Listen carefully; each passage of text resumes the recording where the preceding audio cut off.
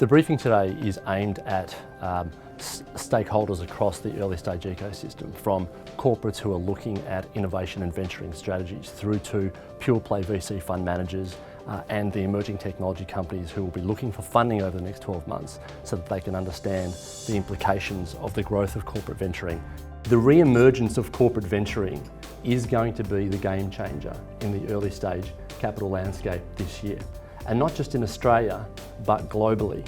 Asian corporate venture capital market is thriving, growing, and is exponentially growing above the rate of that in the US. Today's presentation really showed the way that corporate venture capital and other venture capital can really add value in bringing innovation to corporates in a way that's different from the past. The entrepreneurs of today are very different to the entrepreneurs of yesterday. They understand that they need to engage and collaborate with corporate in order to be successful, particularly here in Australia, because they need corporates to help them expand globally.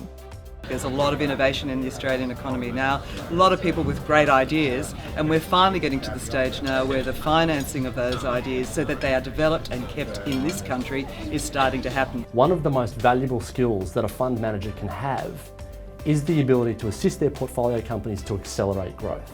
Corporate venturing, when they get it right, can give their portfolio companies a huge competitive advantage, not just by providing financial capital, but the intellectual capital necessary to fast-track breakthrough ideas into the market by hitting these key milestones. So this is about identifying and engaging with the new, the unknown, the unimagined product innovation and business model innovation. We're seeing increasingly more and more Australian and global organisations have an increased focus on internalising innovation, and I think that's a great place. It's a great time to be, I guess, an innovator, but it's also a great time to be a growth company. I think the government needs to be supportive, and I think that we've now seen at both federal and state level governments which are committed to supporting innovation, supporting different ways of financing, different ways of getting people out there, getting their ideas to market.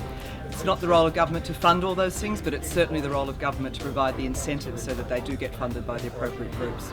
There has never been a more exciting time to be an Australian venture capital fund manager. Nor has there, in my view, been a more exciting time to be an Australian entrepreneur. I genuinely believe that.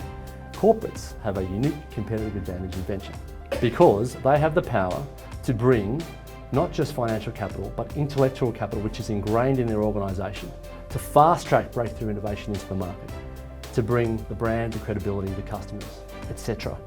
And that is what is going to drive the digital economy of the future.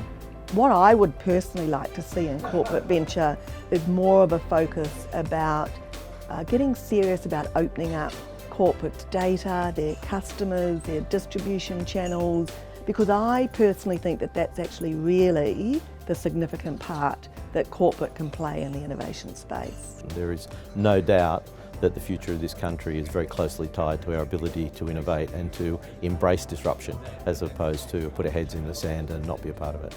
In my view, a solid corporate venturing strategy will become as essential to future-proofing big business as an M&A function. There's no time for boards to sit on the fence on this issue anymore. As Jack Welch said in 1995, if the rate of change on the outside exceeds the rate of change on the inside, the end is near. And at the moment, we have a rate of change which exceeds anything that we've seen in recent history. So boards need to have a policy around innovation. They need to have a strategy around venturing, and they need to implement that relatively soon if they want to stay ahead of the curve.